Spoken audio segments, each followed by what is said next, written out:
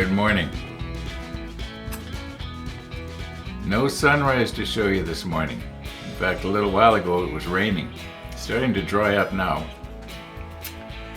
Anyway, before I forget to mention it, one of the viewers, I think his name was Jack, wanted to send us a couple of pictures of his rotisserie that he's making. And you remember about 4 or 5 days ago I was mentioning that I wanted to change my rotisserie, and I was telling people don't make it like I did, make it differently.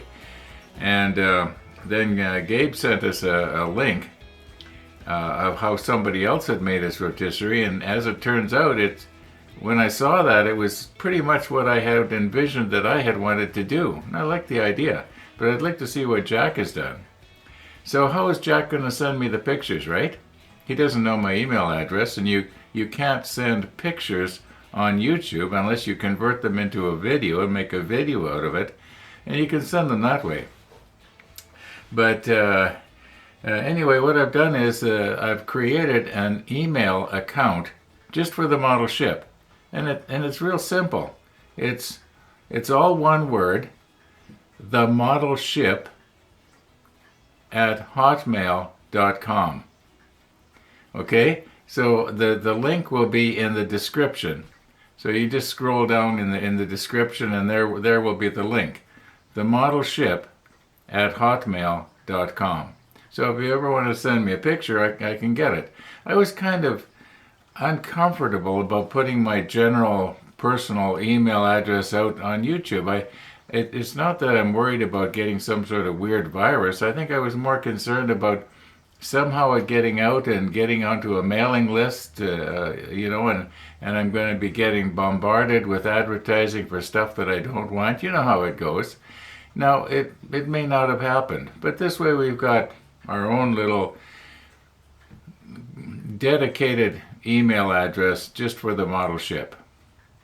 So, let's maybe we should roll back and see how it is we got to this place. What you see here is what I did yesterday afternoon and evening. I worked at it quite late last night. I think it was about 9:15. I was surprised at how late it was anyway, enough chatter. Let's roll back.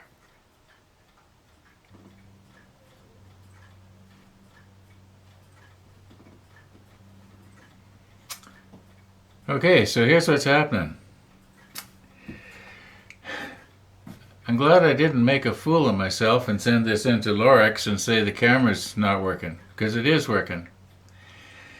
I took well, first of all, these cameras, they come with about 30 meters or 100 feet of cable, like this. So I took the cable and I cut about 2 meters off of it, and I put a new connector on it, and I tested it out, and it worked fine. Now the cable before, it was inconclusive. I couldn't really tell, is it working or isn't it, But anyway, the tester shows that the new cable, short cable, is working great. So I thought, okay, let's just try the camera. I plugged the camera in, and I wait a couple of minutes, and it reboots itself, and each one of these cameras has its own individual computer system. It's sort of they all work together off the one PVR, but they're independent. They got their own system. I forget what they call these, an NVR or something like that. I'm not sure. Anyway, it comes up, and I think, oh, good. And so then what I did was I took the other end of the cable here, and I put a new connector on it. Well, I had to, because I cut it off, right? So anyway, the first time it didn't work, and I thought, oh, there's something wrong with the cable. And then I checked, and the wires are supposed to go, these little plugs, they're supposed to go in like this. Well, I'd had them like this. They were in the right order, except that they were backwards. So changed that, and now it works. Everything's working. I'm feeling pretty good about that. My daughter phones me here, about 15 minutes ago. She's got a system like this. She says she's got 4 cameras that she's not using, and she's going to give me a couple. Well, I don't know if you notice, but across the top of the screen there, I got a blank space. So yeah, I got one on the birdhouse, one on the bird feeder, one on the sunrise. I'm just going to be good to go here. So in other words, I didn't do anything on the model this afternoon. Not yet, anyway. Maybe this evening. We'll see what happens. And about 5 minutes from right now, can you read the clock? Yeah. In about 5 minutes from right now, today's episode is going to air on YouTube, and I have to leave here and get ready to attach it to Jim Steen's Facebook group. And yeah, so I gotta go. I'm feeling real upbeat and real happy that I didn't make a fool of myself here and send this into Lorex, and they send it back and say there's nothing wrong with it. Okay, well, maybe we'll see you later this evening.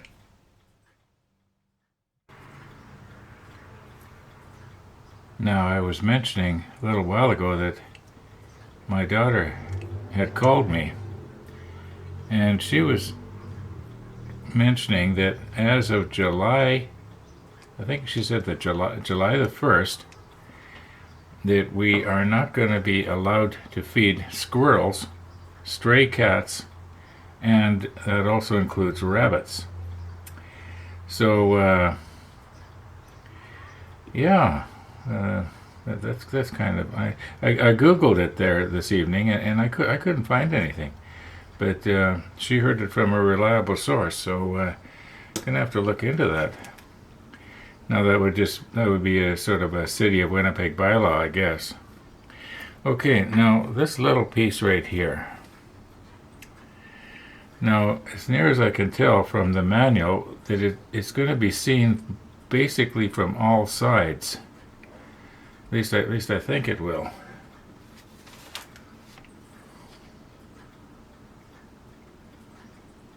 Going by the way it's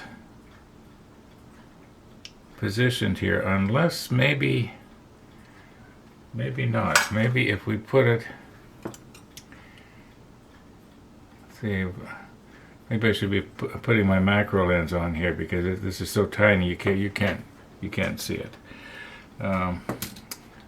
Just hang on. Okay, maybe the macro lens is overkill here, but you can see how this sort of takes a bit of a jog. And the part that I'm touching down onto the, let's get it up on that high spot there. Okay, that part is going to be, as near as I can tell, back against the turret base.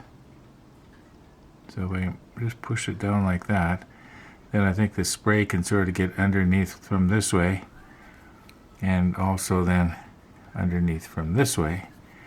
At least that's the plan. Now I'll have to remember to check that before we actually spray. I hope that's going to work out okay.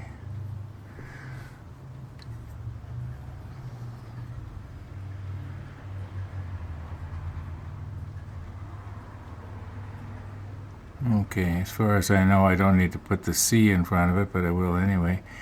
I don't think there are going to be any other 4s or 28s or 46s anywhere, at least on this page. So yeah. Okay, now these things. How are we going to fasten them down?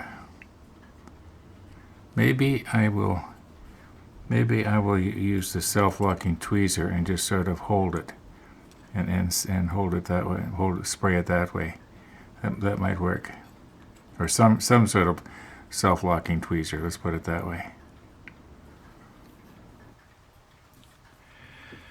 Okay. Now you'll remember when we made these things up, they were before I got my self-locking tweezers, and the idea is they make a poor man's self-locking tweezer. Now what I'm thinking is, if I grab this thing right in here, we're not going to be painting the inside right there. And I think it would be quite easy to touch up in the corner right here where the tweezer's touching. So I'm going to set up, let's see, I think maybe it'd be better like this. All right. Oh, while I'm thinking of it, if you remember in the last episode I was talking about Stefan's book on the Bismarck. Well, when I was online just checking it out, just a curiosity's sake, just wondering what they're selling them for now, I also noticed that he came out with, I think it was in 2020, he did the Iowa. And the book looks very, very, very similar. And it's available in the Kindle version. And I was thinking that possibly the Kindle version would actually be better for me, even though I know a person likes to have something that you hold in your hand and put on a shelf because it looks nice. But the Kindle version might actually be more useful from the standpoint of, so, you know how I like to sometimes show something, and it would be, if it's already in the computer, it might be easier to, to grab a clip of it. The only thing that concerns me is it might possibly be that I'll be infringing on copyright. And even though my channel is not monetized in any way, but it's still, I could end up having a problem. And what with illegally feeding the rabbits, and also copyright infringements, I could end up being a lifer, and I might be completing my models in the big house. So anyway, as you can see, I can't talk and work at the same time here. So, all right. Yeah, I think that's going to work out a lot better than trying to stick it down on here.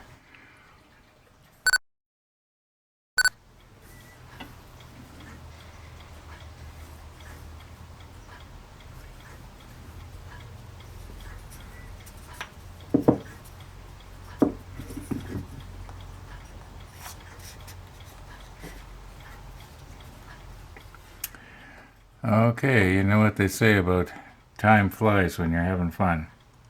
And I'm having fun here. And I didn't realize it was after 9. Anyway, I think we're going to call it quits for today. And yeah, we'll see you in the morning. Well, it is morning. And I do believe we have all the pieces for steps 14 and 15, except for the anchor chain. Now, one of the viewers reminded me that it would be best to paint this. If you remember, we used the brass black on the hood. At least I think we did, and I was not happy with the way it came out. But when we painted the chain on the Bismarck, I thought that looked a lot better. And being as I want to use that metallic 56 or whatever it is, I think it might look good on the anchor chain, sort of a metallic look, and it'll be dark, sort of. Yeah, I'm planning on painting a lot of these small parts with that 56, and that way they'll all sort of, be the same color. It won't be a hodgepodge of colors. At least that's the plan. And as I've said so many times, it could well be that it's a mistake to be using that. But you know what? When we get to the Iowa, I'll try and do that one a little bit more conventional, you might say. And yeah, at least that's the plan. So for the anchor chain, I think it would be probably a good idea to maybe leave it all in one piece somehow if I can. And yet, when you have something really long like this, I mean, this thing goes, my goodness, this is This must be about 24 inches or more long. There's a lot of chain here. I know we don't need that much to run 3 anchor chains down, for the 3 anchors. And our friend UK Jason reminded me about this low tack adhesive. And I was thinking about that when I was making this thing up, but I kind of wanted to have something that maybe stuck a little bit better. Although this is kind of crinkling up on me, isn't it? But I don't think these will blow off. I shouldn't be touching them with my fingers. Anyway, thanks for reminding me, Jason. And maybe we'll use it next time. And there's going to be a lot of next time. Now, you'll notice that there's quite a bit of space left here. And I want to do as little having to set up and clean my airbrush as possible. So, okay, let's just carefully put this over here.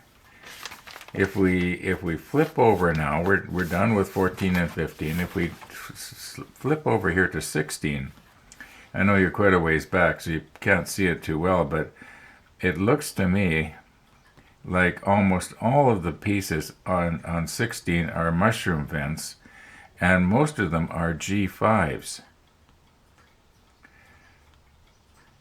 I didn't count them, but there's a lot of them. They're G5s. So I was thinking we should maybe get these G5s, and then there's some other larger mushroom vents. There's an H9, an H9, a couple of them. There's an H9.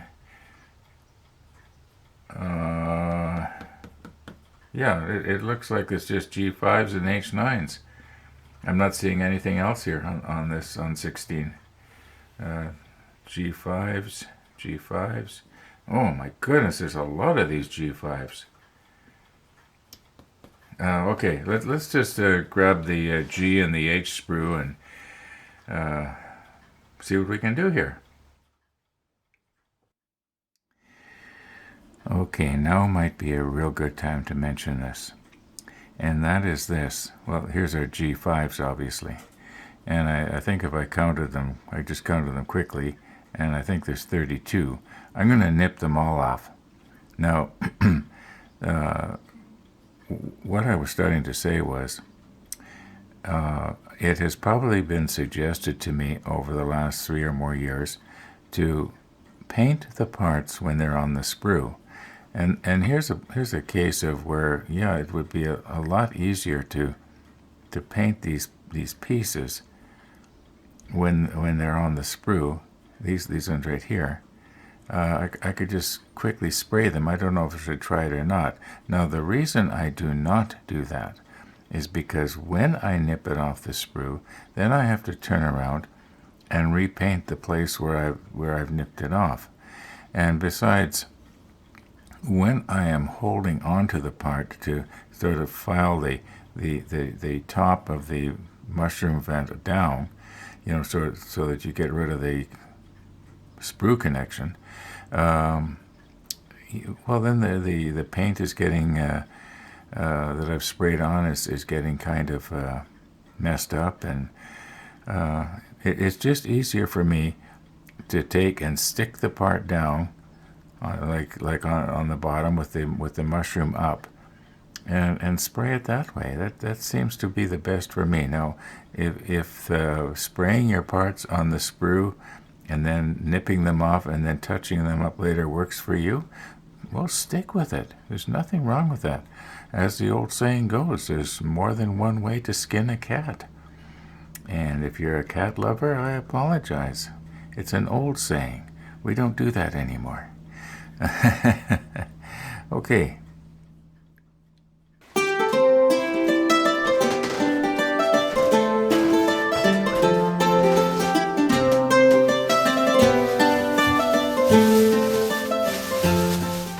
Now this is without question the ugliest pizza I have ever made.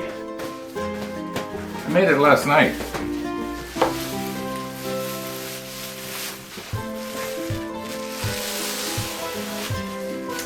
I had no cheese.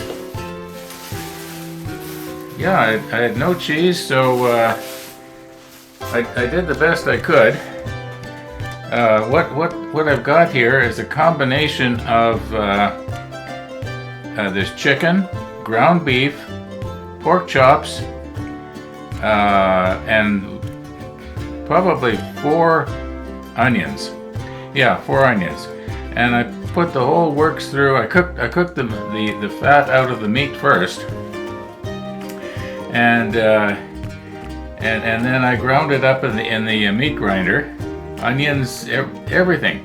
Then I mixed some ketchup and some HP sauce for flavoring, and made sort of a pate and smeared it out on this crust. Now, in order to cut it, I got to get it off of. Let's see here.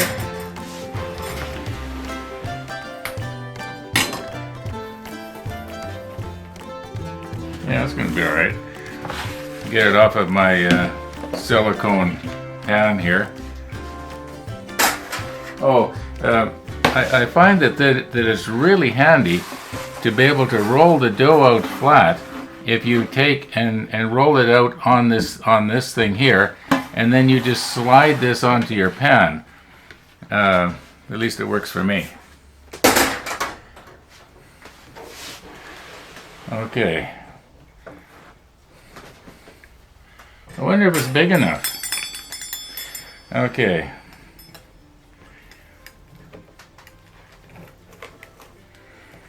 Probably cut it up into 8 pieces here. I don't know, maybe I should cut it up into 16 pieces. But then I'm going to end up eating 2 of them. Okay, you get the idea. Let's get one of these in the microwave and get it over to the model table. Okay, here we come.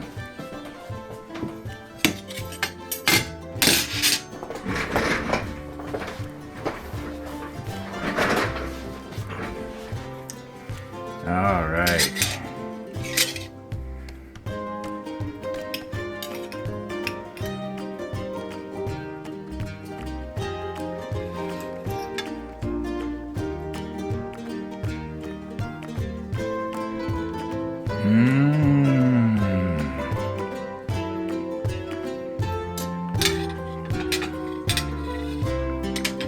Now, I know that I knew already that this ingredient was going to taste good because I made up extra, and the little bit that was left over last night I mixed in with some frozen veggies, and boy did that ever make those frozen veggies taste good. After I put it in the microwave, of course.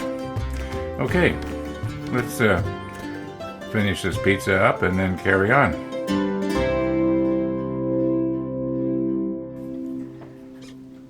Now, normally what I've done in the past is I would nip in each piece individually off, and I will be doing that, but I would leave this stringer attached to the sprue.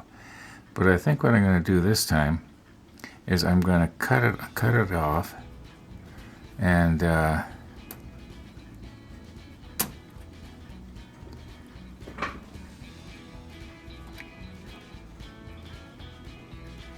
bit of a tight fit there. Okay, now my plan is that I want to see if maybe I can't, just because I can hold this now a little bit more carefully in my fingers, get right up to the very top of the mushroom vent. Something like this, okay? Then when I nip it off, I'm going to have a lot less filing to do, you might say. And I want to be careful that I don't snip that off now, because it'll probably ping off, although I don't think so. I'm not going to do it right now. Let's get this one here.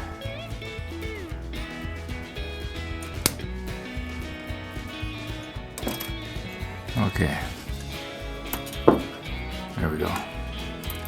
All right. At least that's the plan. I think this will probably work out a lot better. But that's going to have to be in the next episode.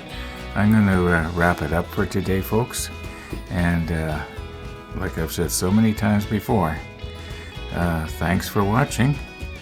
And all being well, we'll be seeing you in the morning.